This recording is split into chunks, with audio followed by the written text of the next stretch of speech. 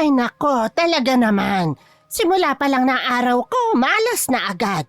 Sino ba naman ang unang makikita ko? Abe, di yung 2 taong nagpapasakit sa ulo ko. Lagi na lang may problema tong Rowena na to sa atin, Nay. Parang pinaglihi sa tinta ng pusit eh. Bakit naman sa tinta ng pusit? Ang itim po kasi ng budhi eh. Loko ka talaga, Joyce. Ang dami mo talagang alam. Hayaan mo na nga. Wala naman tayong mapapala kung papatulan natin siya. Yun na nga, Nay eh. Wala naman tayong ginagawang masama sa kanya. Pero ganyan ang trato niya sa atin. Ay, kung di lang sana masama ang pumatol sa matanda eh. Joyce, wag ganyan, anak. Hayaan mo na. Bili na lang tayong pusit. Gusto mo? Magandang umaga po, Aling Rowena. Walang maganda sa umaga. Grabe naman ho kayo. Positive vibes lang po kasi kayo. Para pumasok ang swerte sa negosyo nyo. Tignan nyo ho kasi ang mukha nyo. Para na hong... Ngiti lang kasi, di ba ho? Nananadya ba kayong mag-ina? Tanungin nga kita, Iha. Anong nakakatawa? Nangaasar ba talaga kayo? Rowena, huwag ka namang mambintang agad-agad. Nagtitinda lang naman ho kami katulad nyo eh. Wala naman kaming ginagawang masama sa inyo eh. Anong wala? Nangaasar kayo eh. Sino ba namang matino ang magtatawanan sa harapan mismo ng pwesto ko, aber? Naku Rowena, sobra ka naman. Hindi naman tungkol sa yung pinagtatawanan namin. Nag-uusap lang kami ng anak ko tungkol sa ibang bagay. Wala kang dapat ikasama ng loob. Ganon ba? Bakit parang ako ang pinipintasan nyo? Huwag nyo nga akong gawing tanga. Aba, hindi ka naman namin pinipintasan. Kung may narinig kang hindi maganda, baka nagkakataon lang. Kaya wag nang mainit ang ulo mo, Rowena. Madalas kayong ganyan. Lagi kayong ganyan kapag dumadaan dito. Pakiramdam ko talaga, ako ang pinag-uusapan nyo. Hay nako, Aling Rowena. Delulo ka naman ho kasi palagi. Wag ganun. Kasi hindi lahat ng nakikita mo laban sa'yo palagi. Yan po ang tatandaan nyo. Anong dilulo? Minumura mo ba ako? Lumayas nga kayo rito! Malas kayo sa negosyo ko! Nakakasira ng araw ang presensya nyo. Pwede ba na kung pupunta kayo sa pwesto nyo, sa kabila na kayo dumaan at wag dito? Nakakaperwisyo kayo ng paninda. Naipasensya na, pero papatulan ko na talaga tong matandang to. Hoy, Aling Rowena, ano ba kasing dahilan at masyado kang triggered sa amin ng nanay ko? Tantanan nyo kami pa-victim ka eh. Ikaw naman ang nagsimulang magparinig. Magbago na ho kayo. Marami pong nasisiraan ng bait dahil sa inggit. Ba't sinong inggitera, ha? Gusto niya yata ng gulo eh. Joyce, anak, tama na yan. Halika na. Pinagtitingin na tayo ng mga tao.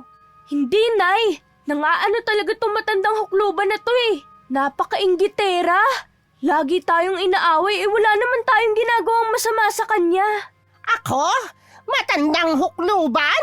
Aba ineng, tingnan mo nga yung itsura mo sa salamin. Di hamak naman na mas maganda pa ako kaysa sa'yo. Aba't hindi ka lang pala inggitera. Ambisyosa ka rin. Ikaw yata ang hindi tumitingin sa salamin eh. Tignan mo nga yung mukha mong puno ng wrinkles at blackheads. Joyce, anak, tama na yan. Hayaan mo na siya. Kung kasiyahan niyang paringgan tayo, pabayaan na lang natin siya. Wala na tayong magagawa dyan sa magaspang na pag-uugali niya. Aba! Sinong magaspang ang ugali, ha? Kayo nga dyan ang pinagtatawanan ako, tapos ako pa ngayon ang magaspang ang ugali? Ako pa ngayon ang palalabasin ninyong masama? Aba, hindi naman yata makatarungan yon.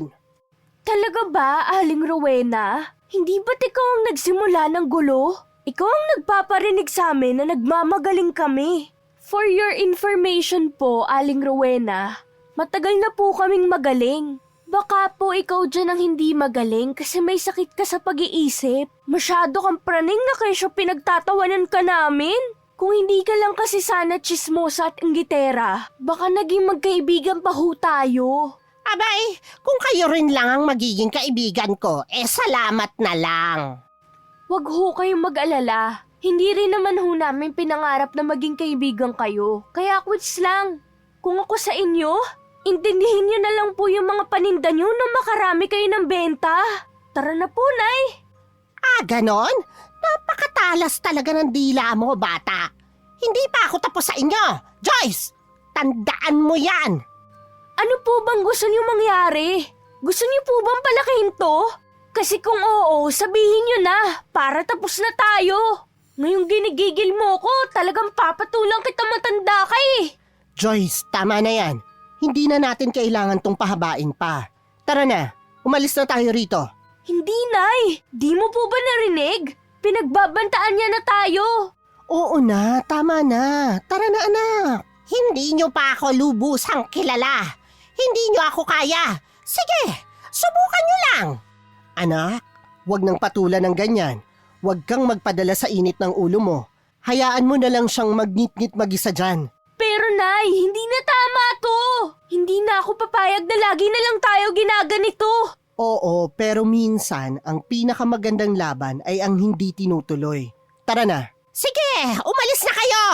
Basta tatandaan nyo, hindi ko to palalampasin. Kaya humanda kayong mag-ina kayo. Tinalikuran na nga ng mag-ina ang nooy ng gagalaiti ng si Aling Rowena. Hindi nila alintana ang mga galit na sigaw at banta ng matanda. Simula kasi nang dumating ang mag-inang sina Aling Gladys at Joyce sa kanilang bayan, tila naging malamlam ang bentahan ni Aling Rowena ng mga gulay.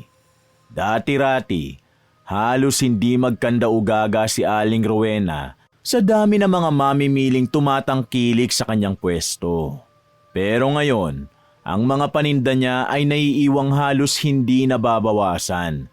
Samantalang ang mga paninda ni Gladys at Joyce ay laging nauubos, halos araw-araw.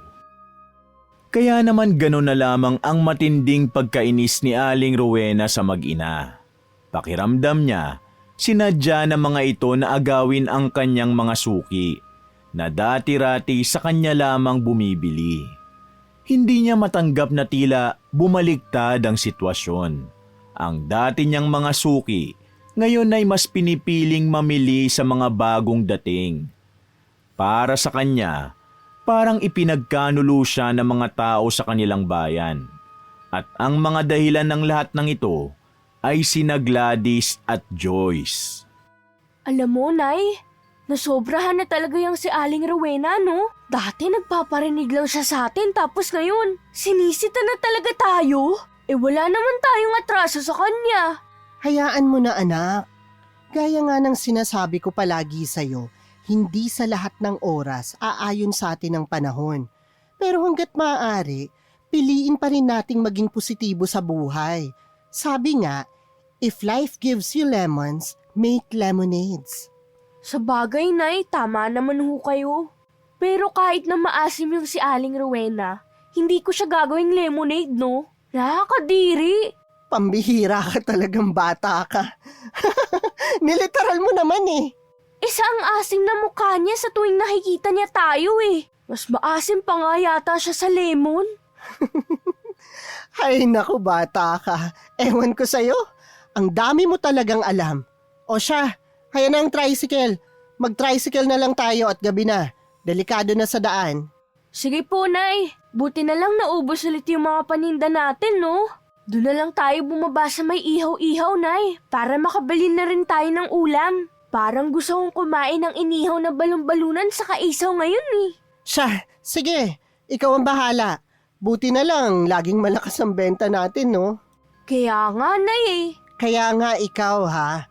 Huwag mo nang patulan yung si Rowena. Baka mamaya, tayo pa ang makarma. Imbis na makabenta malugi tayo. Oo na nga po, Nay. Pipilitin ko po. 10:00 ng gabi nang matapos kumain ng mag-ina at maglinis ng katawan. Pumwesto sila sa harap ng isang altar kung saan may anitong kahoy na naroroon at sa harap nito ay 7 kandilang puti. Lumuhod silang dalawa sa harap ng altar at hinawakan ang kanilang mga suot na medalyon. Ikinulong nila ang mga yon sa kanilang mga palad, saka sabay na nag-usal na mga dasal. Ginagawa nila ang mga yon tuwing 10:00 ng gabi upang pagyabungin ang kapangyarihang taglay ng kanilang mga tangang anting-anting. Ang mga anting-anting din na yon ang dahilan kung bakit palagi silang siniswerte kahit saan man sila mapadpad. Kinabukasan ay maaga silang nag-ani ng kanilang mga ititindang gulay sa palengke. Isa pa yun sa dahilan kung bakit laging bumabalik sa kanila ang kanilang mga customer. Lagi kasing bagong pitas at sariwa ang kanilang mga tindang gulay. Pagkatapos mag-ani, ay agad nag-asikaso sina Aling Gladys at Joyce upang madala ang mga sariwang gulay sa palengke. Excited pa silang magpunta doon dahil madalas nauubos agad ang kanilang paninda. Subalit pagdating nila sa kanilang pwesto, laking gulat nila nang makita na sira ang kanilang pwesto. Ang mga mesa ay wasak. Ang mga kahon ng gulay ay nagkalat sa sahig at ang tolda ay punit-punit. Kitang-kita sa mukha ni Joyce ang pagkabigla habang si Aling Gladys naman ay hindi makapagsalita sa tindi ng pagkadismaya. Anong nangyari dito? Sinong may gawa nito? Grabe naman sila, Nay! Wala silang awa! Nay, hindi kaya ito na ang sinasabi ni Aling Rowena? Baka siya ang may pakana nito. Pinagbantaan niya tayo, hindi ba? Hindi natin alam, anak. Pero sino pa nga bang gagawa nito? Wala naman tayong kaaway dito maliban sa kanya. Kung si Aling Rowena nga ang may gawa nito, hindi ako papayag na basta na lang tayo tratuhin ng ganito. Wala tayong ebidensya, anak, na siya ang may gawa nito. Kailangan nating huminahon. Hindi tayo pwedeng magpadala sa galit. Mahirap na, baka tayo pang mabaligtad. Bahala siya. Naku, wag lang talaga magpapahuli sa akto yung matandang hukluban na yan. Umanda siya. O siya, tama na yan. Mabuti pa ayusin na lang muna natin tong pwesto natin. Mabuti pa nga po, Inay. Nagsimulang mag-ayos ang dalawa. Ngunit habang itinatayo ni Joyce ang mga sirang mesa, ay hindi niya mapigilang paminsan-minsan ay mapamura at hindi siya mapakali. Nagngingit-ngit ng labis ang kanyang damdamin. Nanggigigil siya lalo sa isiping posibleng ang kaaway na matanda ang may pakana ng lahat. Habang abala sina Aling Gladys at Joyce sa pag-aayos ng kanilang nasirang pwesto, biglang dumating si Aling Rowena. Nakataas ang kilay at may mapang-asar na ngisi sa kanyang mukha. Kapwa natigilan ng dalawa nang ito ay magsalita. Ano? Bakit ang aga-aga parang dinaanan ng bagyo yung pwesto nyo? Ayan na nga bang sinasabi ko? Andito na nga, speaking of the devil. Mahirap talaga pag hindi marunong makisama, no? Kaya yan, walang swerte. Karma yan. Sa narinig ay agad na nagsalubong ang kilay ni Joyce. Ramdam ng dalaga ang biglang pag-iinit ng kanyang dugo. Mabilis na namula ang kanyang pisngi at hindi na siya nakapagtimpi. Tinignan niya ng diretso si Aling Rowena at halos manlisik ang kanyang mga mata. Ikaw ba ang may gawa nito? Sabihin mo na, Aling Rowena. Hindi ka ba natatakot sa ginagawa mo? Abay, bakit naman ako matatakot? Wala akong ginagawang masama. Alam nyo kasi, marami ang may lihim na galit sa inyo dito. Baka sila ang may gawa niyan. Kasi, inagawa nyo sila ng mga suke. Anong maraming galit? Kayo lang ho ang may issue sa amin, Aling Rowena. Ikaw lang ang galit sa amin sa lugar na to at napakalaki ng inggit. Wala ka talagang modo na bata ka. Hindi ka napalaki ng maayos ng nanay mo. Maayos ho ako napalaki ng nanay ko. Huwag ho kayo nagmamalinis. Dahil alam naman natin kung sino ang masama dito. At hindi ako yun. Yung gumawa nito, walang puso. Ikaw, Aling Rowena, may puso ka ba? Hoy, para sabihin ko sa'yo, hindi ko pag-aaksayahan ng oras na gawin yan sa inyo. Aba, sobrang halaga ng oras ko para i-google sa walang kwentang mga bagay tulad niyan, ano? Huwag nga kayong asal batar yan. Wala kayong pruweba, kaya huwag kayong nagbibintang. Anak, hayaan mo na. Ayos lang. Linisin na lang natin tong pwesto at itabi yung mga nasira. Pwede naman tayo maglatag ng sako dyan sa lapag eh. Hindi na Sumusobra na kasi tong bruha na to. Sumusobra na ho kayo, Aling Rowena. Sana man lang ho, mas may galit kayo sa amin, wag naman sa ganitong paraan gumante. Wag naman ho tayong manira ng kabuhayan ng iba. Sinabi nang wala akong kinalaman dyan. Palibasa, mga baguhan kayo rito. Kaya wala kayong alam sa tunay na galawan sa palengke. Wala kaming alam? Tignan natin kung wala nga. Huwag mong subukang hamakin kami dahil hindi mo alam kung ano ang kaya naming gawin. Hindi kami papayag na apihin mo kami ng ganito. Joyce, tama na. Huwag mo nang patulan, anak. Hindi ito makakabuti sa atin. Pero si Joyce ay hindi na mapipigilan. Mas lalo pa siyang lumapit kay Aling Rowena habang nagsasalita ito ng masasakit na salita. Ang kanyang mga kamao ay mahigpit na nakasara at ang kanyang mga mata ay nanlilisik sa galit at inis. Kung inaakala mo na matatakot kami sa'yo dahil matagal ka na dito at okay lang sa amin na tapak-tapakan mo kami, pues nagkakamali ka. Hindi kami basta-basta magpapatalo sa'yo. Nanginginig na ako, Akala mo naman ay masisindak din ako sa kagaspangan ng ugali mo. Pues, hindi. Sige, subukan nating dalawa para malaman natin kung sino sa atin ang unang bibigay. Tandaan mo, hindi porket mas bata ka at mas malakas ka, ay kaya mong ipanalo ang lahat ng laban. Hindi ako natatakot sa'yo. Hindi mo kami kayang takutin at hindi kami magpapatalo sa mga kagaya mo. Tingnan natin, Joyce, kung hanggang saan naaabot ang tapang mo. Ang palengke, iha, ay hindi lugar para sa mga mahihina.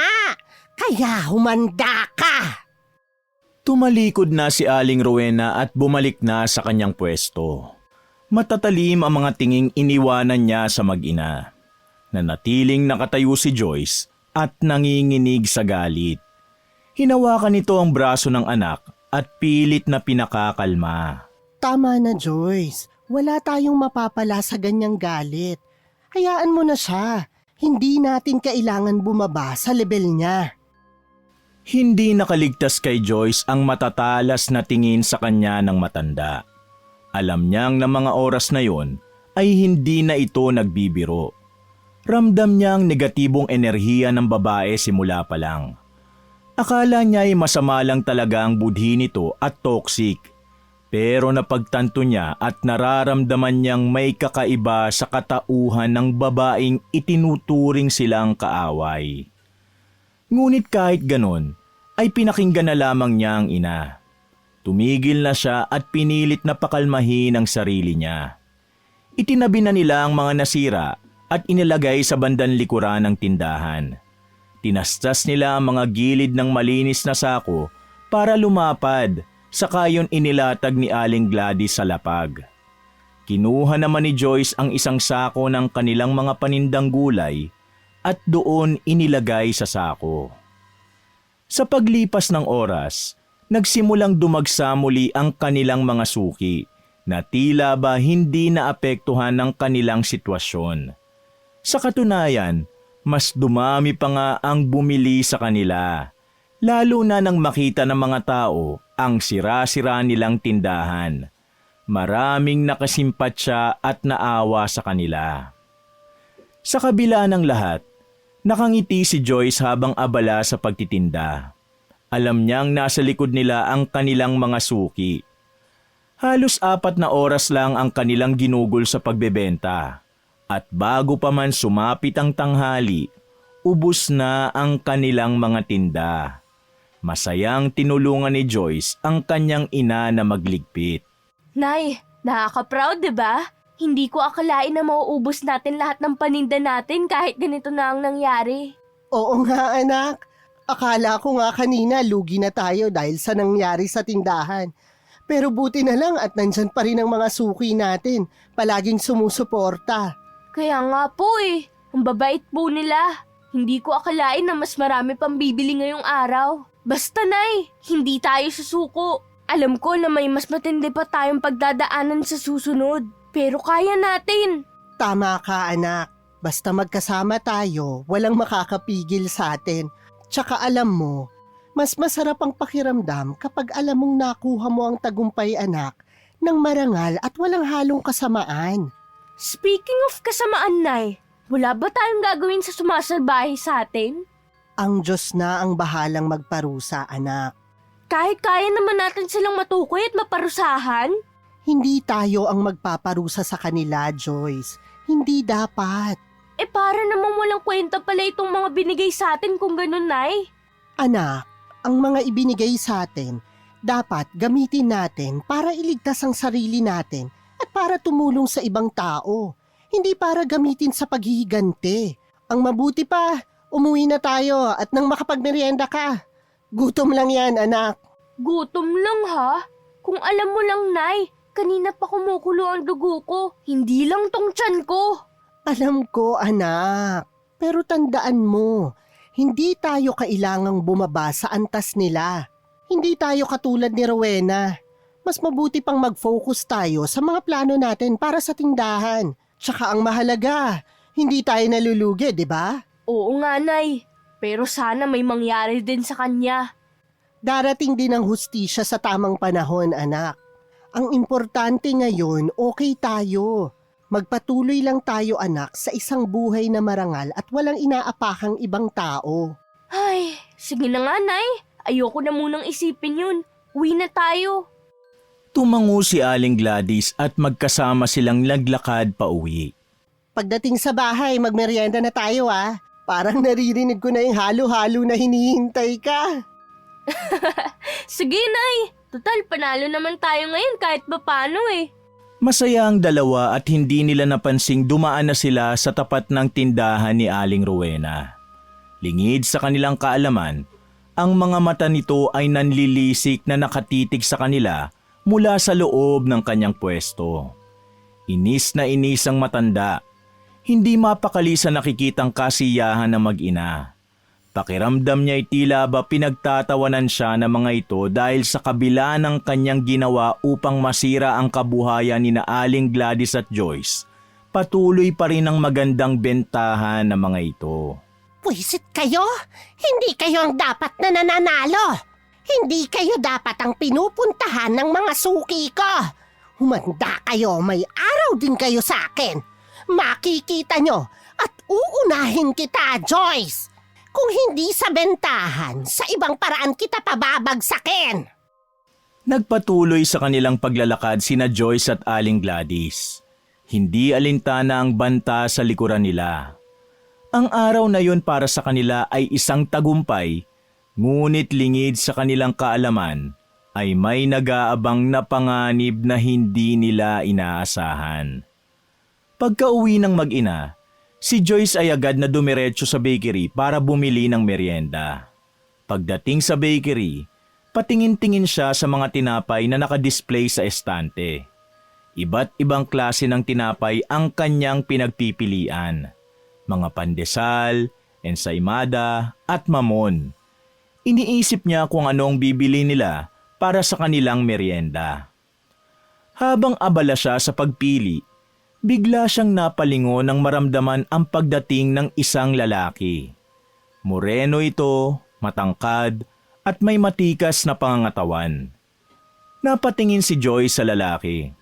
Hindi niya maialis ang mga mata sa bagong dating. Bahagya pa siyang napapalunok, hindi dahil sa kaba, kundi sa hindi maipaliwanag na atraksyon. Tumayo ang lalaki malapit sa estante at tumingin din sa mga tinapay. Napatingin din ito kay Joyce at binigyan siya ng isang malagkit na ngiti. Hindi na siya makapag-concentrate, lalo na nang marinig niya ang cute at banayad na boses nito. Mukhang nahihirapan kang pumili ah. Nagulat si Joyce at bahagyang natigilan bago siya sumagot. Oo. Medyo marami kasing pagpipilian eh. Madalas kasi, pandesal lang ang binibili ko. Kaya medyo nakakalito. Masarap din ang pandesal dito. Laging fresh at malambot. Suki rin ako. Naramdaman ni Joyce ang init ng pisngi niya habang nakikipag-usap sa lalaki. Hindi siya sanay makipag-usap sa mga estranghero, pero magaan ang loob niya rito. Siya nga pala.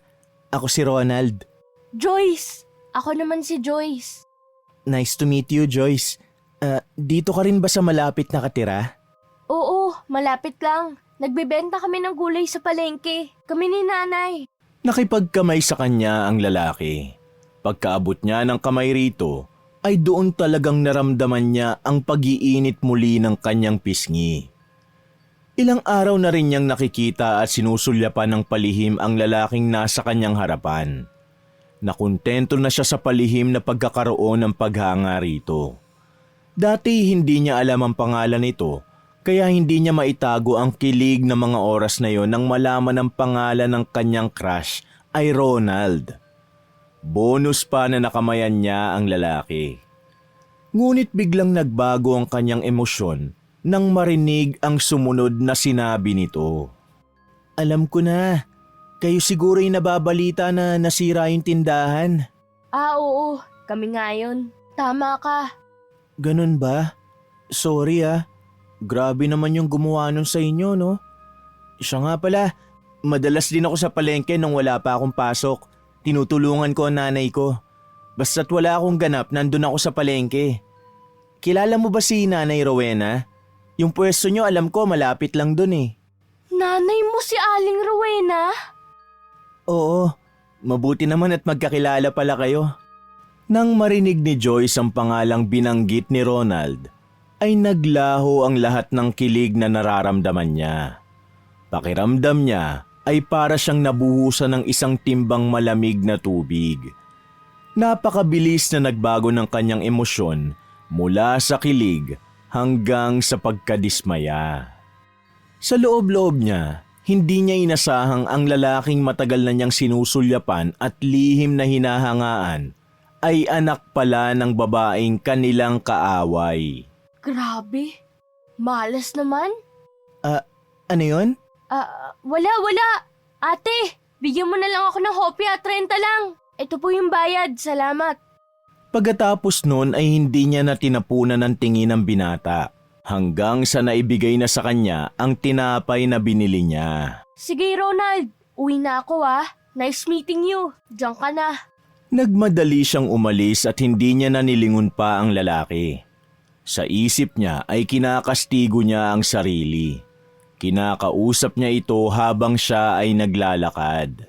Kamalas naman talaga Sa dinami-dami ba naman ng lalaki sa lugar na to, kay Ronald pa ako nagkagusto? Napailing siya.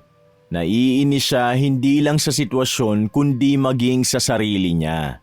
Naasar siya na hindi man lang niya nalaman kaagad na anak pala ito ng kanilang mortal na kaaway.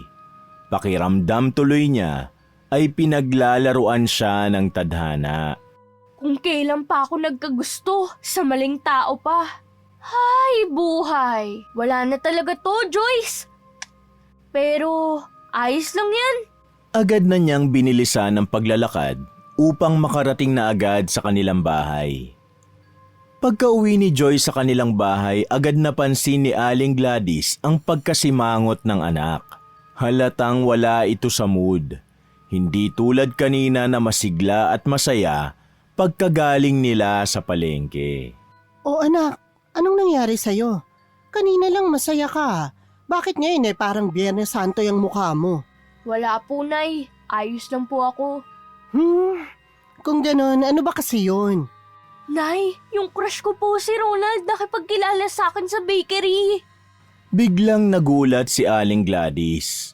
Muntik pa siyang mabilaukan sa iniinom na juice. Ronald? Yung panganay na anak ni Rowena? Teka, kilala niyo po siya, Nay? Siyempre naman. Hindi mo ba siya nakikita sa palengke? Hinahatid niya minsan si Rowena, lalo na kapag may mga ihahatid na gulay sa pwesto nila. Si nanay. Di mo man lang sinabi sa akin. Yan tuloy, wala akong kaalaman sa katauhan ni Ronald. Hay nako! Siya nga ba talaga? At talagang ginusto mo yung anak ni Rowena na umaaway sa atin sa palengke, ha? Oo nga po, siya nga. Hay, nakakainis sa totoo lang. Dami ko pa naman palihim na sulyap sa lalaking yun. Lalo na pag dumadaan sa harap ng bahay natin. Kasi gwapo, tapos mukhang mabait, tapos malaman lamang ko. Hay, ewan ko, ang tragic. Ano namang tragic doon? Pinagsasasabi mo. Alam mo, hindi mo naman kasalanan kung magkagusto ka sa lalaking yun. Hindi naman natin kontrolado kung sinong magugustahan natin, 'di ba? Ewan ko na, nakakainis lang. Parang sobrang malas ko lang na siya pa ang nagustuhan ko. Bakit naman magiging malas? Kasi nga po, anak siya ni Aling Rowena. Anak, makinig ka ha. Hindi ibig sabihin na kaaway natin yung nanay niya ay kaaway na rin natin yung anak. Alam ko, Nay, pero ang hirap lang. Paano na yun? Nakipagkilala po siya sa akin kanina. Tapos yun pa ang nalaman ko. Parang gusto ko na lang mag-disappear. Anak, wala namang masama kung magkakilala kayo ni Ronald eh. Basta tandaan mo lang, maging maingat ka. Hindi natin alam kung ano pang mangyayari. Pero wag mong isara agad ang pinto dahil lang sa nanay niya. Nakakainis lang po talaga. Wag mo nang masyadong isipin yan. Malay mo naman, hindi magkatulad ng ugali si Ronald at si Rowena. Tara na, kumain na tayo nang makalimutan mo yung problema mo. Tinitigan ni Aling Gladys si Joyce, saka kumagat mula sa tinapay na binili ng anak. Si Joyce naman ay mabilis na ininom ang lamang juice ng kanyang baso na inihanda ng kanyang ina. Nay, yung pagka-crush ko kay Ronald sa atin lang yun ah. Huwag mo ipagsasabi sa iba. Bakit? Siyempre naman. Ano na lang ang sasabihin sa akin ni Aling Rowena kapag nalaman niya may gusto pala ako sa anak niya? Tsak na ito-torture na naman ako nun sa panlalait niya. Baka nga pagtawanan pa ako nun kung sakali eh. Ayoko po na malaman niya talaga. Kung ako sa'yo makipagbati ka na lang kay Rowena. Malay mo, baka gumaan ang loob niya sa'yo. Di tapos ang problema mo. Malay mo, balang araw, kayo pala ni Ronald ang nakatadhana sa isa't isa. Tapos magiging biyanan mo si Rowena. Ay nako, wag na. Mabuti pang tumanda na lang akong dalaga kaysa siya pa ang maging biyanan ko. Ay sus, niloloko lang kita eh. Patola ka naman. Hoy Joyce ha, crush lang ang usapan dito, hindi kasalan. Kumain na nga lang ho tayo. Ayoko na ng topic natin. Natawa na lamang si Aling Gladys at saka uminom ng juice. Pero hindi inaasahan ay nabilaukan siya sa tinapay na kinakain. Ay nako, ang hirap tumawa habang kumakain. Kinahapunan, nagpa siyang mag-ina na ayusin ang nasira nilang tindahan. Dala-dala ang mga kahoy at gamit para sa pag-ayos. Abala silang dalawa sa pagtutulungan. Tila nalimutan na ni Joyce ang inis kanina habang iniintindi ang trabaho. Ngunit sa kalagitnaan ng kanilang ginagawa, narinig nila ang tunog ng isang truck na huminto sa hindi kalayuan. Walang kamalay-malay si Joyce na si Ronald na anak ni Aling Rowena ang maghahatid ng gulay sa palengke. Paglingon niya ay tumambad sa kanya ang lalaking kanina pa niyang sinusubukang kalimutan. Oh, Joyce, kumusta? Mukhang abala kayo ah. Meron ba akong maitutulong? Hindi na. Kaya na namin to. Salamat na lang. Sigurado po ba kayong kaya nyo, Aling Gladys? Huwag kayong mag-alala. Hindi naman po ako maniningil eh. Gusto ko lang po talagang tumulong. Lalo't mga babae pa naman kayo. Minamalit mo ba kami ha? Sinabi ng kaya na namin to, hindi ba? Naku, pagpasensya mo na itong anak ko ha. May konting sumpong lang. Ganyan talaga yan eh. Ayos lang po, Aling Gladys. Sige ho, ihatid ko lang itong mga gulay kay Mama. Sige iho, mag-iingat ka. Nang umalis si Ronald upang ibaba ang mga gulay sa tindahan ng kanyang ina, hindi maiwasang mapatingin si Joy sa likuran niya. Biglang bumalik ang nararamdaman niyang pagkalito at kaba. Oh, ano na naman yan? Akala ko ba ayaw mo na yung topic natin kanina? Nay naman! Ikaw naman kasi, nagpapakipot ka pa. Ikaw na nga yung tutulungan na ayaw mo pa. Yan tuloy, nagkanda haba-haba yung leeg mo pati nguso mo. Minsan, uso din magbaba ng pride anak. Sige na, ituloy na natin tong ginagawa natin bago pa dumilim. Habang ipinagpapatuloy ng mag-ina ang pag-aayos sa kanilang pwesto, tahimik lang si Joyce. Naiisip pa rin niya si Ronald. Pati na ang sinabi ng kanyang ina. Tama si Aling Gladys. Minsan, kailangan din niyang magbaba ng pride. Pero hindi niya talaga matanggal sa isipan na anak ni Aling Rowena si Ronald. At mukha namang walang alam ang lalaki sa alitan nila at ng ina nito. Habang abala sa pagpukpok ng mga kahoy, biglang lumapit si Ronald. May bitbit itong isang supot ng hopya at soft drinks. Joyce, Nay, baka gusto niyo muna magpahinga. Magmerienda na po muna kayo. Ay naku Ronald, salamat ha. Pero nakakahiya naman, sana hindi ka na nag-abala. Ayos lang po. Itong si Joyce ang ayain mo, iho. Kanina pa'y reklamo na nagugutom siya eh. Nay! Halika na, saluhan mo na ako sa merienda. Mamaya kahit ayaw mo tutulungan ko kayong mag-ina sa pag-aayos nitong tindahan nyo. Bakit pa kasi nandito ka? Mamaya magalit pa yung nanay mo eh. Ba't naman magagalit si Mama? Pero kung yun ang iniintindi mo, wala siya sa pwesto. Yung kasama niya lang ang nandun. Sige na nga, salamat ha. Pero sure na kaya na namin gawin ni nanay ang gawain dito. Konti na lang naman eh, maayos na. Salamat na lang din sa alok mo, Ronald. Walang anuman. Basta kung kailangan nyo pa ng tulong nandito lang ako. Sige, alis na muna ako at ayusin ko lang yung mga gulay sa pwesto. Tumalikod na at naglakad ang lalaki. Sinundan ito ng tingin ni Joyce. Iniisip na walang dudang mabait talaga ang binatang si Ronald. Hindi maiwasang mapangiti ng dalaga. Pinanood niya ang lalaki hanggang sa tuluyang makarating na ito sa pwesto ng ina. O ano, akala ko ba ayaw mo sa kanya? Bakit parang nanghihinayang ka pa na umalis siya? Nay naman, tama na nga muna yan. Ayoko na munang isipin yung mga ganyang bagay. Nagtawanan na lamang ang mag-ina habang patuloy pa rin sila sa pagkukumpuni ng kanilang tindahan. Nang matapos na ang kanilang gawain, nakangiti silang umuwi. Natapos na sa wakas ang isang mahabang araw na yon. Kinabukasan habang inaayos ni Joyce ang kanilang mga paninda, ay napansin niya ang kakaibang katahimikan at kapayapaan sa paligid. Dati-rati kasi, hindi nakakapagpigil si Aling Rowena sa pagsulyap o pagbibitiw ng ilang patutsada at nakakainis na parinig. Ngunit na mga oras na yon, ay tahimik lang ito at ni hindi sumulyap sa pwesto nilang mag-ina. Nay, napansin mo ba si Aling Rowena? Hindi niya na tayo pinapansin ngayon. Oo nga anak eh, nakakapagtaka yan ha. Dati parang lagi na lang siyang nakabantay sa atin. Ngayon naman parang hindi na niya tayo kilala. Baka naman napagod na siyang makialam. O baka may ibang pinagkakaabalahan si Aling Rowena. Kung ano man yun, hayaan na lang natin siya.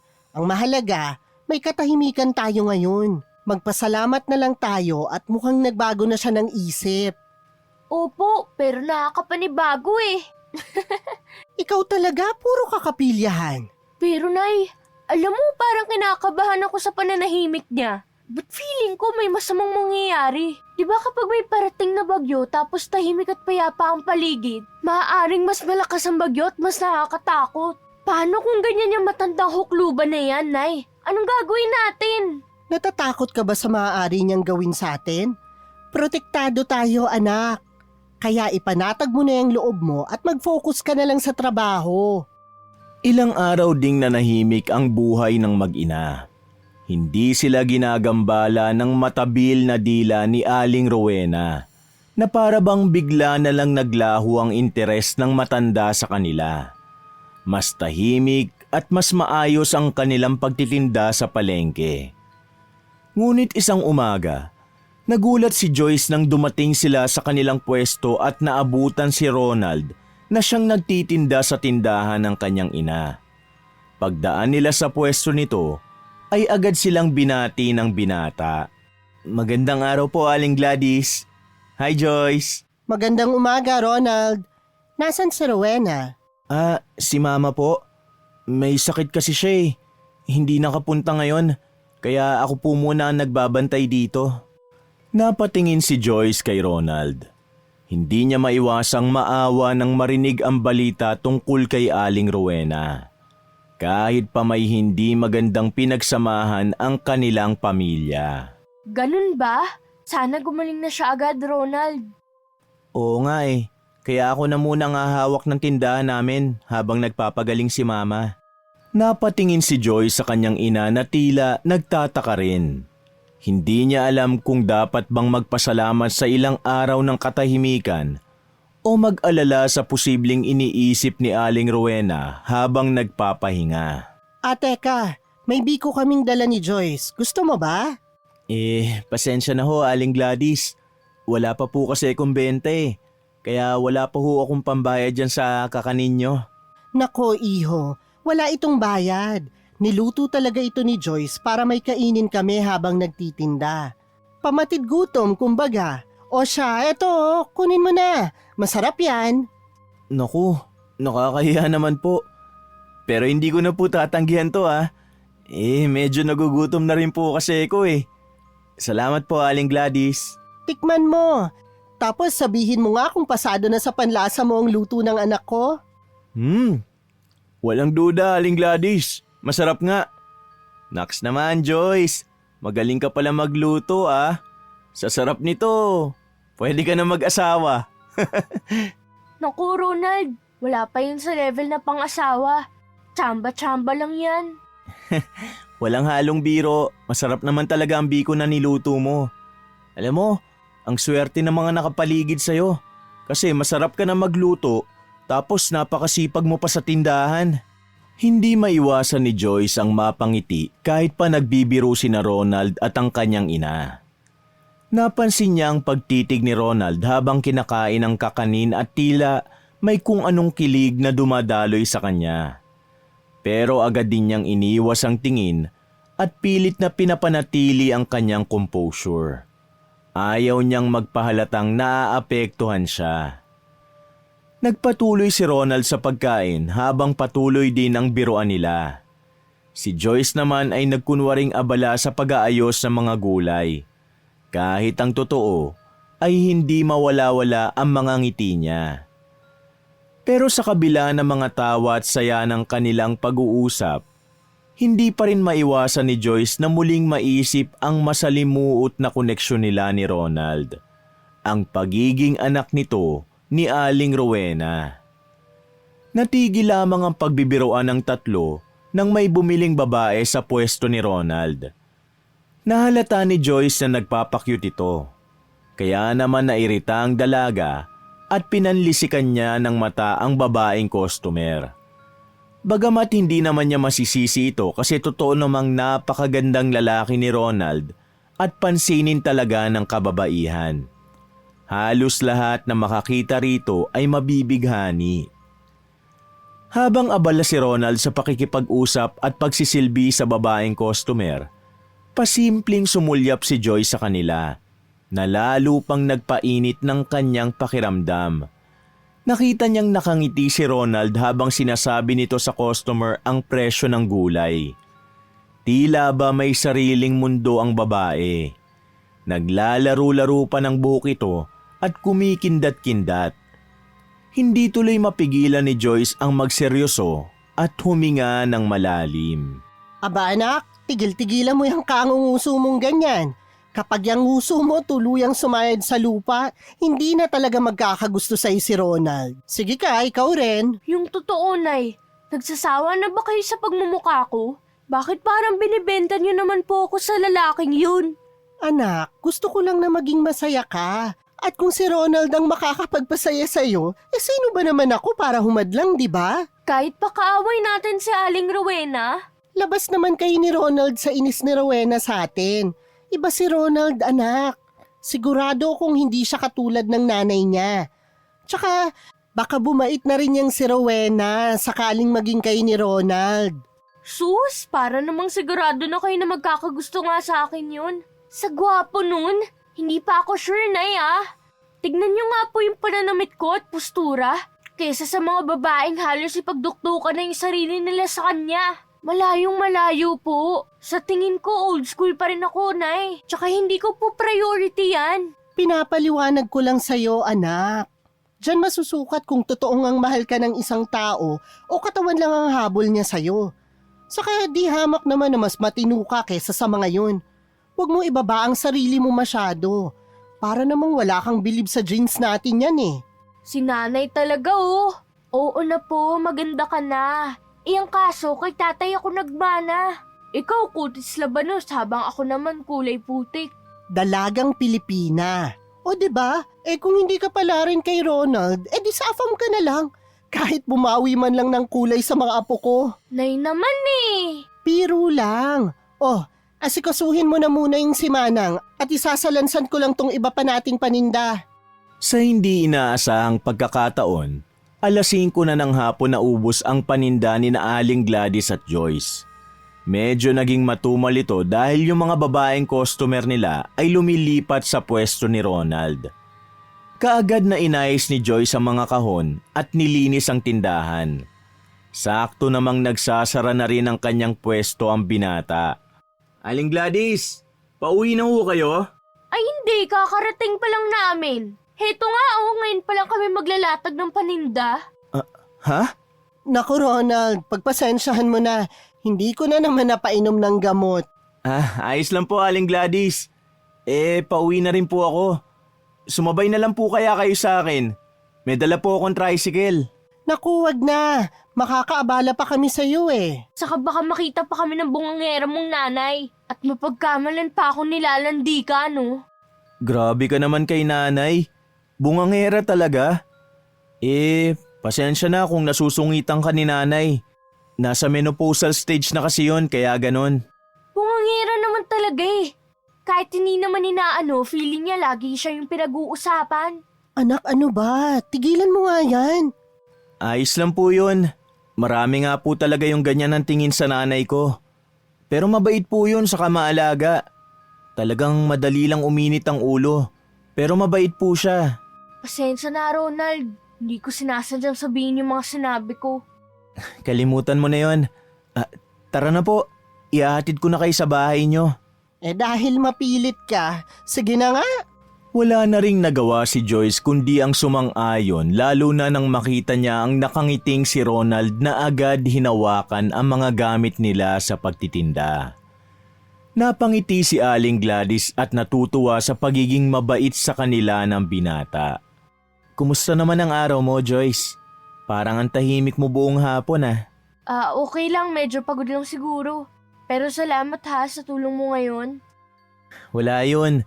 Basta kung kailangan nyo ng tulong lagi, nandito lang ako. Nakaramdam ng konting kilig si Joyce sa sinabi ni Ronald. Pero pilit niya itong tinatago. Pagdating nila sa bahay, nagpaalam na si Ronald. Bago ito tuluyang umalis, muling nagpasalamat si Aling Gladys at si Joyce. At nang makalayo si Ronald, hindi maiwasan ng dalaga na mapangiti ng palihim. O siya anak, iba na naman yung ngiti mo. Mukhang wala na yung simangot mo kanina. Nay, sobra ka naman. Lahat na lang napapansin mo. Ilang araw ding nagbantay ang binata sa pwesto ng kanyang ina sa palengke. Dahil doon ay mas naging malapit ito sa mag-inang si Gladys at ng dalagang si Joyce. Hindi na rin ito sinusungitan ng dalaga.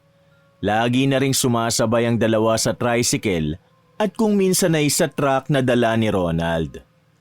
Lingid sa kaalaman ng tatlo ay nakarating na ito kay Aling Rowena.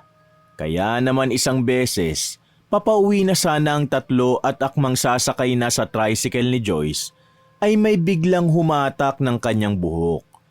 Napasigaw siya sa gulat at sakit. Halos mabuwal si Joyce ngunit mabilis siyang nakapihit upang makita kung sino ang nasa likod niya. Nang makita niya si Aling Rowena, nakasuot ito ng itim na balabal na halos natatakpan ng buong mukha. Nakasuot din ito ng palda na halos sumasayad na sa lupa. Galit na galit ang matanda at halos isumpa siya nito sa paraan ng pagkakatitig. Nanlilisik ang mga mata nito at gigil na gigil sa paghila ng kanyang mga buhok. Ikaw? Malandi ka! Nilalandi mo ang anak ko! Hayop ka talagang babae ka! Hindi siya bagay sa'yo! Huwag kang ilusyonada! Aling Rowena, anong pinagsasasabi niyo? Wala akong ginagawang masama! Bitiwan niyo ako! Agad namang bumaba si Ronald mula sa pagkakasakay sa motor at saka pilit na inaalis ang mahigpit na pagkakahawak ng ina sa buhok ni Joyce. Ganon din si Aling Gladys na namimilog ang mga mata dahil sa pagkabigla. Ma, ano bang ginagawa mo? Tama na! Wala namang ginagawang masama si Joyce eh! Nakakahiya sa mga tao! Hayaan mo ko, Ronald! Kung hindi, pati ikaw malilintikan ka sa akin! Ano, ha? Sumagot ka, Joyce! Nalunok mo na ba ang dila mo, ha? Aray, Aling Rowena, masakit! Ano ba? Bitiwan niyo nga po ang buhok ko! Aray! Rowena, ano ba to? Nakakahiya ka! Huwag kang gumawa ng eskandalo rito!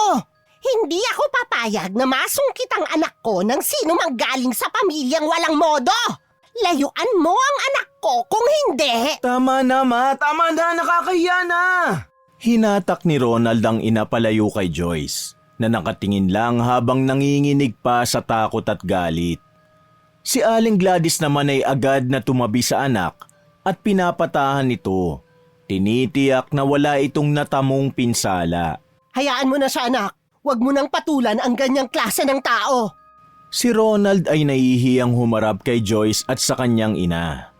Hindi siya makatingin ng diretso kay Joyce, pero halatang nababahala siya sa nangyari. Joyce, pasensya ka na kay Mama ha. Hindi ko alam na gagawin niya to eh. Huwag mo siyang intindihin ha. Wala yun, Ronald. Hindi mo naman kasalanan to eh. Pero kailangan mo yung kusapin. Hindi na tama ang ginagawa niya. Akala mo siguro, hindi ko malalaman ang ginagawa mong babae ka, no? Ikaw, Gladys, turuan mo ng magandang asal itong anak mo. Masyadong makate. Sa dami ba namang lalandiing lalaki, itong anak ko pa? Ba't di ka pa talaga titigil, Rowena? Walang kasalanan ng anak ko. Hindi namin alam kung ano yung pinagsasasabi mo. Anong nilalandi? Saan mo ba napupulot yung mga ganyang pinagbibibintang mo at panghuhusga kay Joyce? Talaga ba? Walang kasalanan, ha? Eh kung sabihin kong may lahi kayong mangkukulam. Ginayuman itong anak mo ang anak ko at ako naman kinulam mo. Ano?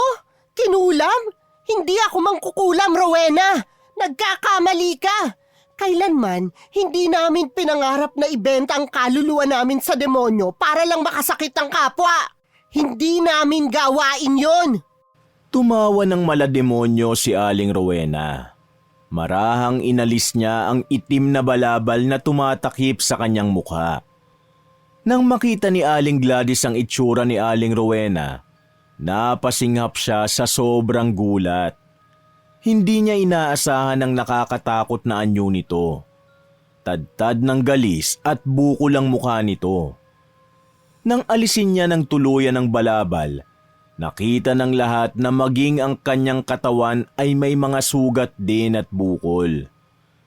Ang mga tao sa paligid ay nagsimulang magkumpulan at tila hindi makapaniwala sa kanilang mga nakikita. Kung ganon, paano mo ipapaliwanag ang nangyayaring ito sa akin? Hindi ba't ikaw lang naman ang nakakaaway ko rito sa palengke? Kayo ang may gawa nito sa akin! Hindi totoo yan! Huwag niyo kami gawan ng kwento, Aling Rowena! Huwag kang magsinungaling, Joyce! Alam kong kayo ang may kagagawa ng lahat ng ito! Kung hindi kayo, sino pa? Rowena, makinig ka! Wala kaming kinalaman sa nangyayari sa'yo! Hindi kami gumagawa ng masama sa iba! Sa tingin ko, kailangan mong magpatingin sa doktor para malaman kung ano talagang nangyayari sa'yo. Ma, tama na. Magpapatingin na po tayo sa doktor bukas para malaman po natin kung ano talaga yung kondisyon nyo. Tama na po. Nakakahiya na sa mga tao eh. Sinabi ko naman sa'yo, iho, na siguradong wala silang makikita na sakit ko. Itong mag-ina na ito ang may gawa nito sa akin. Kinulam nila ako. Maniwala ka sa akin, anak. Mga kasama, mag-iingat kayo sa dalawang to. Hindi natin talaga sila kilala. Tingnan nyo ang ginawa nila sa akin. Mag-iingat kayo kasi baka mamaya kayo naman ang biktimahin nila. Hindi totoo yan! Wala kang pruweba sa mga pinagsasasabi mo! Ano pa bang pruweba ang kailangan ko ipakita, ha? Hindi pa ba sapat na rason na magkagalit tayo kaya nyo ako ginaganito? Ma, tara na. Umuwi na tayo. Pasensya na, Joyce, ah. Anong pasensya? Bakit ka humihingi ng tawad sa babaeng to? Sinasabi ko na nga ba ginayuma ka na ng babaeng yan eh. Leche, mga peste talaga. Bahala ka sa buhay mo. Kung yang mag-inang yan ang kakampihan mo, kalimutan mo nang ako ang nanay mo. Magsama-sama kayo! Napasigaw na lamang si Aling Gladys nang biglang itulak ni Aling Rowena si Joyce. Diretso itong natumba sa lupa at nagkaroon ng gasgas sa tuhod at siko. Agad na tinulungan ng ina ang nasaktang anak. Ganon din si Ronald. Mabilis itong lumapit at inalalayan ng dalaga. Biglang umalis si Aling Rowena. Ayos ka lang ba, anak? Diyos ko, may mga gasgas ang siko at tuhod mo.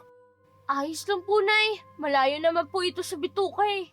Pasensya na talaga, Joyce, Aling Gladys. Hayaan niyo po at kakausapin ko si Mama. Sa ngayon, mabuti pa magpatid na muna kayo sa ibang tricycle. Teka lang po, tatawag ako ng masasakyan. Tumango si Joyce at si Aling Gladys. Kapwa nag-aalala pero walang ibang magawa. Habang si Ronald ay lumapit sa kalsada upang mag-abang ng tricycle. Ay, ibang-iba talaga ang ugali niyang si Ronald sa nanay niya. Naturingang mas matanda si Rowena pero nag-aasal bata. Hayaan niyo na lang po, Nay. Ganun naman po talaga minsan eh. Saka may araw din yan sa Aling Rowena. Baka nga yung nangyayari sa kanya. Karma niya dahil sa kasamaan na ugali niya. Itinawag nga ni Ronald ng tricycle ang mag-ina. Inalalayan niya si Joyce na makasakay ng tricycle. Nang makarating na sila sa kanilang bahay, ay kaagad na ginamot ng ginang ang mga sugat sa siko at tuhod ng kanyang anak. Aray po, Nay! Masakit po! Akala ko ba malayo sa bituka ang mga sugat mong to? Nanay naman eh! Nakuha pang magbiro! Siyempre sugat pa rin yan! Kapag nadikit sa alkohol, mahapdi pa rin. Kaya wag niyo pong idiin yung bulak. Nang matapos gamutin ni Aling Gladys ang sugat ni Joyce, nagluto na ito ng kanilang hapunan. Kahit pa iika-ika ang dalaga at hirap maiunat ang kamay dahil sa gasgas na tumama sa kanyang siko, sinika pa rin niyang tumulong sa kanyang ina sa kusina. Minsan napapangiwi siya sa kirot. Ngunit hindi niya pinahalata kay Aling Gladys. Nang matapos silang maghapunan at matapos ang kanilang orasyon, agad dumiretso si Joyce sa kanyang kwarto upang magpahinga. Pakiramdam niya ay sobrang pagod ang kanyang katawan dahil sa mga pangyayari sa buong araw. Bago siya mahiga, inalis niya ang anting-anting na suot niya sa leeg. Naramdaman niyang bahagyang mainit ang kanyang pakiramdam. Kaya minabuti niyang ilapag ito sa maliit na lamesa katabi ng kanyang higaan. Mabilis siyang nakatulog dala ng pagod. Kinabukasan, pagising niya, isang nakakakilabot na pakiramdam ang bumalot kay Joyce. Hindi niya maramdaman ang kanyang mga binti. Nang subukan niyang igalaw ang mga ito, wala siyang naramdamang reaksyon. Agad siyang napasigaw. Umaalingaw-ngaw sa buong bahay ang kanyang boses. Diyos ko, anong nangyayari anak? Bakit ka sumisigaw? Nay, hindi ko maramdaman ang mga binti ko. Hindi ko sila magalaw. Baka naman pinupulikat ka lang. Hindi po. Masakit ang balikat pero ito hindi ko maramdaman. Di ako makatayo, Nay. Natatakot ako. Anong nangyayari sa akin? Sandali lang, kukunin ko lang ang benditadong langis dun sa kwarto ko. Opo, Nay. Sige po. Hindi malaman ni Joyce ang gagawin ng mga oras na yon. Kaya hindi niya napigilan ang mapaluha. Maya-maya pa'y muli nang pumasok ang kanyang ina na may dalang isang bote ng langis. Umupo ito sa tapat niya at nagsimulang magdasal gamit ang ibang lengguwahe. Pagkatapos ay nagsimula na itong ipahid sa kanyang mga binti ang langis. Marahan yun at nakakaginhawa ng pakiramdam. May iba akong nararamdaman dito anak. Napakalakas ng negatibong enerhiya dito sa kwarto mo. Po, paano naman po yun ang mangyayari? Teka, nasan ang anting-anting mo? Hinubad mo ba? Opo, Inay. Hindi Hindi ba't sinabi ko sa'yo na wag mong huhubarin? O ihihiwalay man lang sa'yo ang anting-anting mo? Nasaan na yun? Isuot mo! Opo, sige, Nay. Teka, bakit wala dito? Saan naman napunta yun? Dito ko lang inilagay kagabi O ano? Nasaan?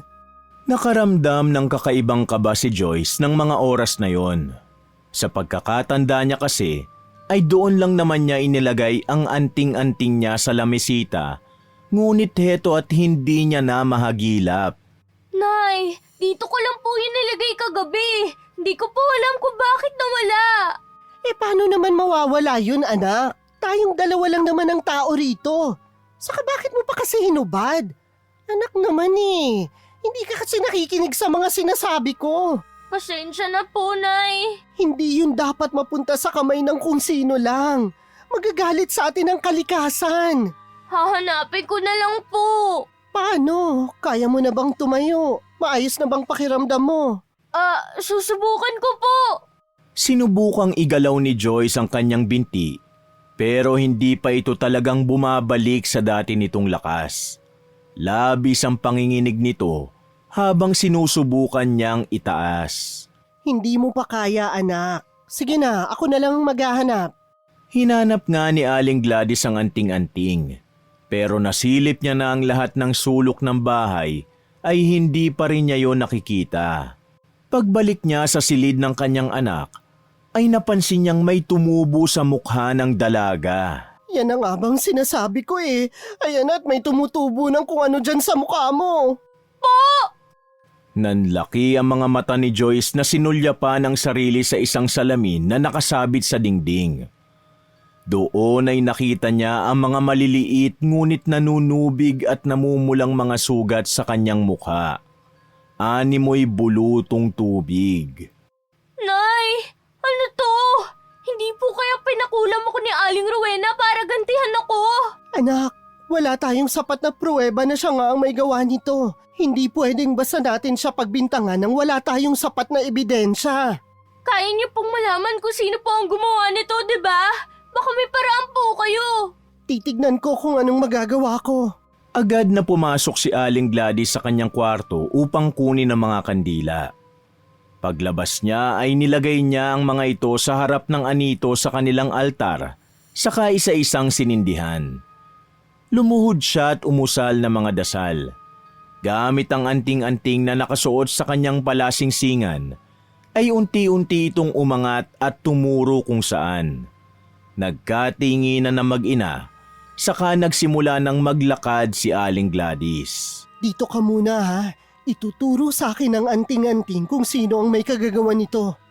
Ginabayan siya ng anting-anting hanggang sa dinala siya nito sa isang bahay na may 2 palapag. Kumunot ang noon niya nang makitang pamilyar na tricycle at truck na nakaparada sa bakuran niyon. Ilang saglit pa ay bumukas ang pinto at iniluwanon ang isang bulto ng tao. Bagamat may suspetsa na ay nabigla pa rin ang ginang nang makita niya si Ronald.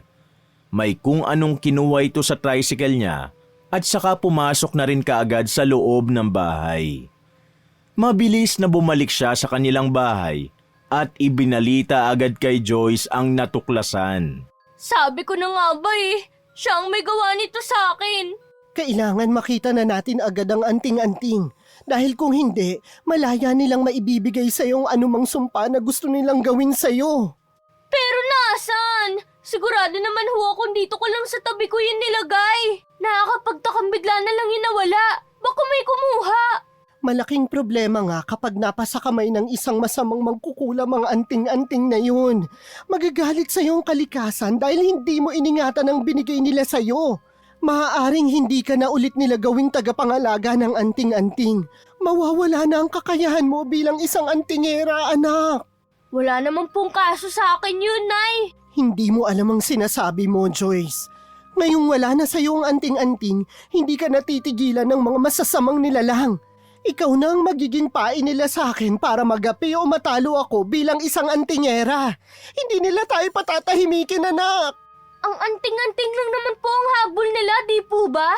Kahit pa ang anting-anting lang ang habol nila, banta pa rin sila sa buhay natin. Ikamamatay natin anak kapag nalaman nilang wala na sa'yo ang anting-anting mo. Gumapang ang kaba at takot sa buong pagkatao ni Joyce. Hindi niya malaman kung ano ang dapat na sabihin. Ayaw niya pang mamatay ng ganong kaaga nang hindi man lang nararanasan na magkaroon ng sarili niyang pamilya. Ngunit naputol ang pag-iisip niyang yon nang bigla siyang panakita ng tiyan. Namilipit siya at napaupo sa daan. Anak! Anak, anong nangyayari sa'yo? Nay, ang sakit po ng tiyan ko! Mainit na mahapdi! Hindi ko na po maintindihan, para pong sinusunog!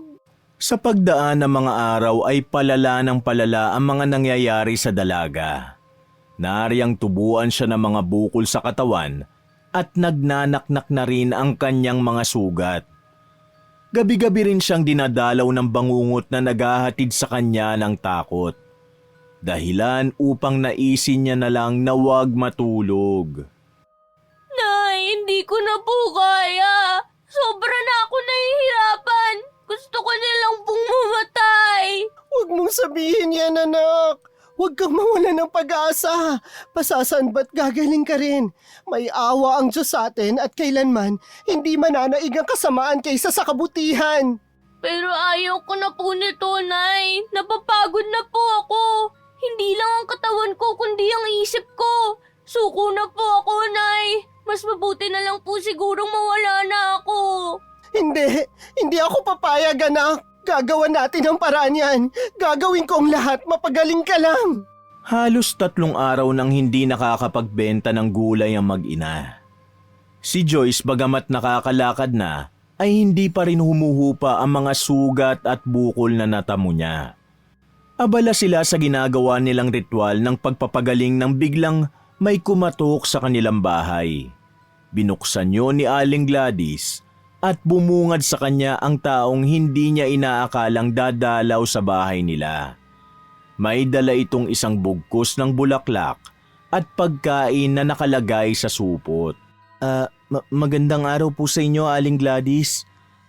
Gusto ko lang po sana mangumusta. Napapansin ko po kasi na ilang araw na kayong hindi nagagawi sa palengke. May nangyari po ba? Wala naman, iho. Nagpapahinga lang kami. Salamat sa concern mo, ha? Wala pong anuman, Aling Gladys. Siya nga po pala, nariyan po ba si Joyce? At saka may mga dala nga po pala akong gulay tsaka isda. Kako galing lang din naman ako sa palengke. Naisip ko pong dalan kayo ng mga ito. Saka ito po, may dala akong bulaklak para sa anak nyo. Peace offering ko po sa ginawa ng mama ko nung nakaraan. Salamat, iho. Kaso hindi mo siya makakausap ngayon kasi ayaw nung lumabas ng kwarto niya. May sakit kasi siya eh. Sabi ko na nga ba eh. Anong ibig mong sabihin? Sabi ko na nga ba't nagkasakit siya? Alam ko po kasi na yun lang ang magiging dahilan kung bakit hindi na po kayo pumupunta at nagtitinda sa palengke. Nag-alala po ako sa kanya. Ganun ba? Salamat sa mga dala mo, ha. Pasensya na pero sa ibang araw mo na lang siya bisitahin at kausapin. Sa ngayon kasi kailangan niya pang magpagaling. Sige po, Aling Gladys. Mauna na po ako. Sige, iho. Mag-iingat ka. Akmang tatalikod na sana si Ronald nang bigla niyang marinig ang isang matinis na sigaw mula sa loob ng bahay.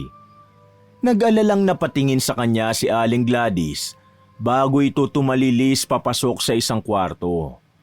Dahil sa labis na pag-aalala, ay sinundan niya ang ginang at hindi niya inaasahan ang tanawing bumungad sa kanya.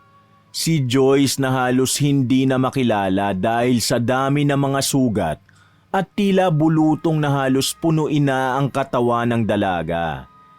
Tila natuod siya sa kanyang pagkakatayo habang pinanonood si Aling Gladys na aligaga sa pag-aasikaso rito. Joyce, ikaw ba yan? Ano nangyari sa'yo? Bakit nagkaganyan ang itsura mo? Joyce, anak, bakit ka sumigaw? May masakit ba sa'yo, ha? Nay, hindi ko na po kaya. Parang sinisunog po ang buong katawan ko. Ang init sa pakiramdam. Para akong sinusunog ng buhay. Diyos ko, ano ba itong nangyayari sa'yo, anak? Talagang halang ang kaluluwa ng babaeng yon at mas lalo ka pa niyang pinahihirapan. Hindi ka ba talaga niya titigilan? Parang gusto ka na niyang patayin. Ano pong ibig sabihin niyo, Aling Gladys? Kilala niyo po ang gumawa nito kay Joyce? Huwag mo nang alamin, iho. Dahil sigurado naman akong hindi mo paniniwalaan kahit pa sabihin ko sa'yo ang totoo. Ayoko pong isipin to pero may kinalaman ba rito si nanay? Pakiusap, Ronald. Umuwi ka na lang.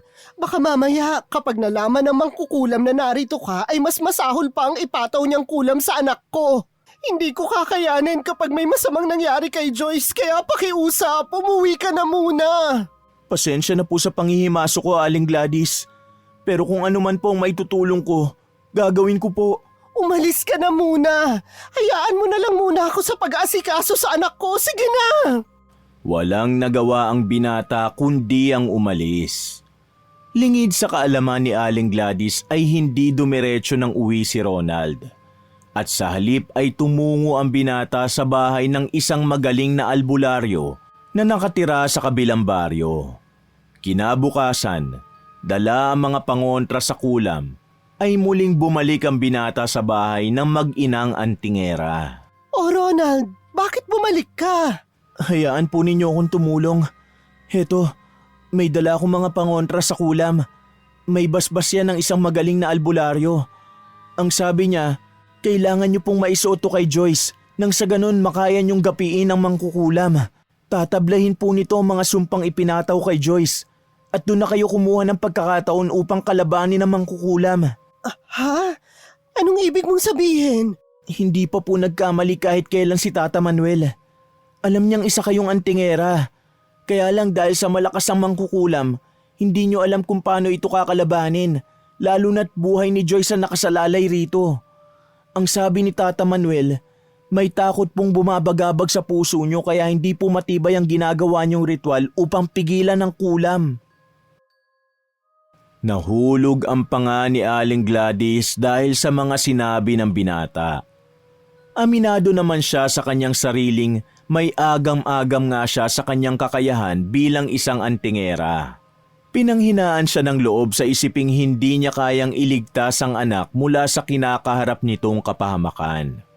Umalpas ang mumunting luha sa kanyang mga mata, subalit agad din naman niya itong pinunasan. Pinapasok niya si Ronald sa kanilang tahanan at kinuha mula rito ang mga pangontra na ibinigay ng albularyo.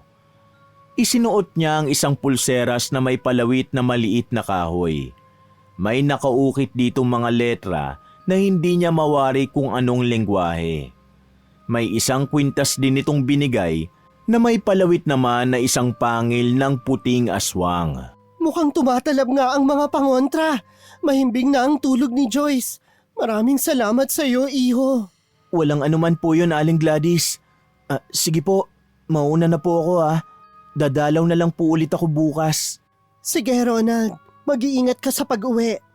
Kinagabihan ay isinagawa na nga ni Aling Gladys ang ritual ng pagkilala at pagkausap sa mangkukulam. Gamit ang kanyang isip ay nagawa niyang pasukin ang utak ng may sala. Doon niya nakumpirmang si Aling Rowena nga ang kumukulam sa kanyang anak. Kaya naman ginawa niyang sumanib sa katawan nito. Nagpupumiglas pa si Aling Rowena at pilit siyang pinaalis sa katawan nito. Nagsusumigaw si Aling Rowena kaya naman nakita niya ang pagbukas ng pinto at pumasok si Ronald. Ma, ano po nangyayari sa inyo? Ako ito, Ronald. Si Gladys. Ang nanay mo ang kumukulam sa anak ko. Siya ang kumukulam kay Joyce. Manahimik ka, babae! Umalis ka sa katawan ko ngayon din! Huwag mong bilugin ang ulo ng anak ko! Ano pong nangyayari sa inyo, Ma? Nahihintakutan na si Ronald sa nasasaksihan. Naririnig niya ang pagpapalit-palit ng tinig ng ina at ni Aling Gladys. Alam kong mahal mo ang nanay mo, Ronald. Kaya rin hindi ko sinabi sa iyong hinala kung ang nanay mo nga ang kumukulam sa anak ko. Patawad, iho. Pero kailangang pagbayaran ng nanay mo ang ginawa niya sa anak ko. Walang hiya kang babae ka! Pasalamat ka at may proteksyon ka! Kung hindi, sabay sana kayo ng anak mong malandi ang pahihirapan ko hanggang sa mamatay kayo! Ma? Ano pong sinasabi nyo? Kung ganon, totoo palang ikaw ang mangkukulam? Nararapat lang yun sa kanila, anak! Hindi ako makakapayag na ang katulad lang ni Joyce ang makakatuluyan mo! At isa pa, dahil sa kanila, nalulugi ang negosyo natin! Hindi po nila kasalanan na mabenta ang produkto nila. Saka may sariling pag-iisip ang mga tao. Ang babaw naman na naging dahilan nyo para ganunin yung tao.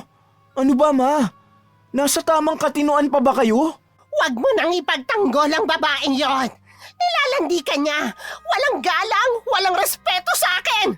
Kahit ano pang sabihin mo, Rowena, mali ka pa rin. Pinalalaki mo ang isang bagay na pwede naman sanang daanin sa mabuting usapan. Manahimik ka! Umalis ka sa katawan ko kung ayaw mong magaya ka sa anak mo! O baka gusto mong tuluyan ka nang hindi makabalik sa katawan mo? Tama na po. Bawiin nyo na po yung kulam kay Joyce. Ayoko pong pati kayo mawala sa akin. Iniwan na tayo ni tatay tapos pati kayo mawawala rin. Mamamatay kayo kapag nagawa ni Aling Gladys na maibalik sa inyong sumpa. Hindi niya yun magagawa, anak. Ano akala mo sa akin? Mahina? Palalalain ko pa ang sitwasyon ni Joyce. Ngunit bago pa man magawa yun ni Aling Rowena, ay agad nang umusal ng orasyon si Aling Gladys. Nagawa niyang sakta ng Ali bago pa niya lisanin ang katawan nito. Sumuka ng dugo si Aling Rowena. Napakarami nun. Dahilan upang manghina ang mga tuhod nito. Anong nangyayari sa akin? Hindi ito maaari. Hindi! Bakit niyo kasi ginawa yun? Patawad, anak. Naging makasarili ako. Hindi ko inisip ang kapakanan mo. Nagpadala ako sa bugso ng damdamin ko. Tumulo ang luha mula sa mga mata ni Aling Rowena. Batid niyang hindi na magtatagal ang kanyang buhay. Noon niya lang napagtanto na hindi sa lahat ng pagkakataon siya ang malakas. Ngunit huli na para magsisi. Nilagnat siya ng mataas hanggang sa kinumbulsyon na siya. Napasigaw ng malakas at napahagulgol na lamang ang binata nang tuluyan nang malagutan ng hininga ang kanyang ina. Nay? Ano, anak? Kumusta ang pakiramdam mo? Magaan na po ang pakiramdam ko, Nay. Mabuti naman kung ganun. O siya, ipaghahanda lang kita ng pagkain nang makakain ka na. Tignan mo yan, nangayayat ka na agad. Sige po, Nay. Salamat po. Sa paglipas ng mga araw ay unti-unti nang gumagaling si Joyce. Nawawala na rin ang mga sugat at bulutong tubig sa kanyang katawan. Nang makabawi ng lakas at nagagawa niya ng tumayo at maglakad, ay magkasama sila ng kanyang ina na dumalaw sa lamay ni Aling Rowena. Nakikiramay kami, iho. At sana'y patawarin mo rin ako. Ayos lang po. Alam ko pong nagawa niyo lang yun para isalba ang buhay ni Joyce. Sa katunayan nga po, ako po ang dapat na humingi ng tawad dahil sa ginawa ni Mama. Joyce, natutuwa ako at magaling ka na. At sana mapatawad mo si Mama. Huwag kang mag-alala, Ronald. Napatawad ko na siya. At aminado akong may kasalanan din ako. Kung sana, hinabaan ko pa ang pasensya ko sa kanya, hindi sana magkakaroon ng alitan sa pagitan naming dalawa. Hindi na sana to nangyari at hindi na sana lumala ang sitwasyon. Naiintindihan ko. Minsan, may mga bagay lang talaga na hindi natin kontrolado. Kaya nakakagawa tayo ng mga bagay na hindi natin alam. Na ikasisira na pala natin. Ay, kalimutan na lang natin ang mga nangyari. At ituring na isang masamang bangungot yon. Siya nga pala. Mukhang sa'yo ang anting-anting na ito, Joyce. Nakita ko sa mga gamit ni Mama.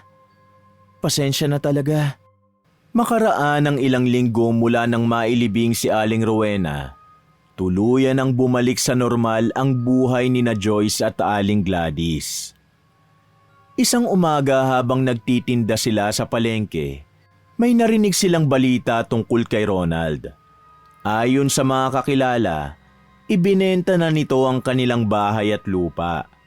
Napag-alaman nilang bumalik ito sa probinsya ng kanyang ina at doon na raw maninirahan pansamantala upang makapagpahinga mula sa lahat ng mga nangyari. Habang nagpapalit ang mga araw, unti-unting bumalik ang sigla ng tindahan ni Aling Gladys. Tuloy ang buhay. May mga bagong mukha at customer na dumadating. At si Joyce ay naging abala sa pagtulong sa kanilang negosyo. Hindi man perpekto ang kanilang sitwasyon, natutunan nilang harapin ang bawat hamon ng buhay ng may lakas at pagtutulungan. At sa wakas, natagpuan nila ang katahimikan na matagal na nilang hinahangad. Malayo sa mga alitan, intriga, at mga sumpang bumalot sa kanilang buhay noon. Wakas! Mga kapatid, naiibigan niyo ba ang ating kwento? Maraming salamat ha! Kung hilig niyo rin ang mga kwentong pag-ibig, pakisuportahan naman ang isa ko pang channel, ang Mr. Love Tagalog Story.